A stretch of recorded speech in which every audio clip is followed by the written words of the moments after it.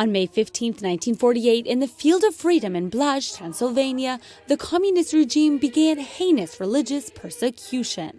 On that day, the authorities asked Greek Catholics to abandon their faith and join the Orthodox Church to separate them from Rome. The majority refused. Thus began one of the darkest eras in the history of the Roman Catholic Church in Romania. The government confiscated their property, imprisoned their bishops, and arrested many priests. More than 70 years later, in the same place, Pope Francis celebrated the beatification of 7 bishops martyred in those days, between 1950 and 1970. They were imprisoned and subjected to torture and humiliation. This official formula pronounced by the Pope made these 7 bishops blessed in the eyes of the Church by their martyrdom. Beatorum nomine impostum appellerum, atque dia secunda mensi Iuni in locis et modis iuris statutis quotanis celebrari possent, in nomine Patris et Filii et Spiritus Sancti.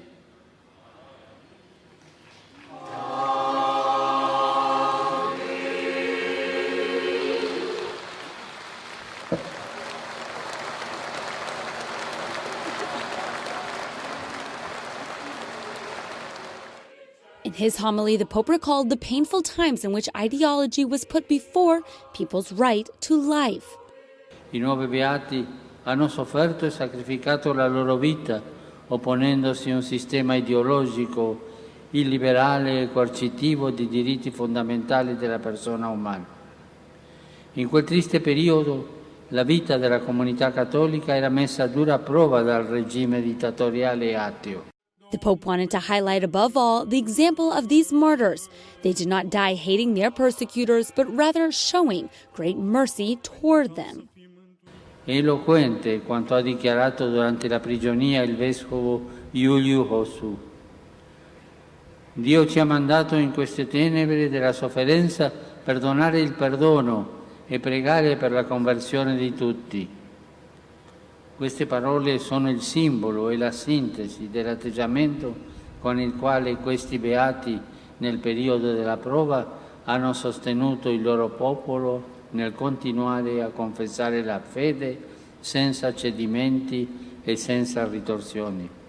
Pope Francis also warned of the danger of new ideologies of our days that seek to colonize culture and society.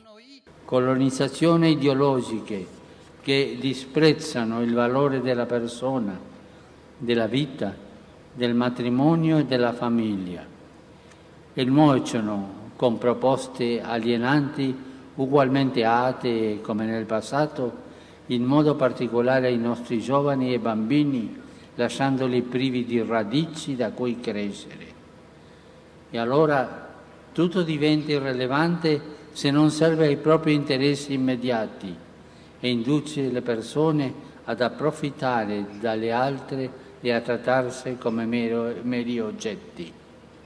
Therefore, the Pope encouraged the fight against these new ideologies so they don't invade society. He invited fraternity and dialogue before any kind of division.